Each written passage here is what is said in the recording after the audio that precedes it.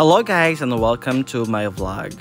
Guys, naghahanap ka ba na pwede mong puntahan this coming weekend? So this is the perfect video for you.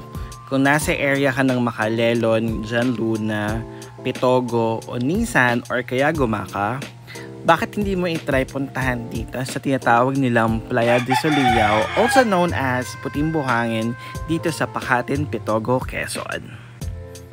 Kung meron naman kayong mga sasakyan guys, like tricycle, motor, car, nothing to worry about. The area is very accessible. Pero guys, take note, yung kanilang kalsada dito is hindi pa fully cement. So partially cement lang yung area or yung kalsada nila dito. Pero kaya naman ng mga sasakyan kasi yung kalsada nila is mabato. So kayang-kaya ng mga sasakyan nyo. Very accessible guys.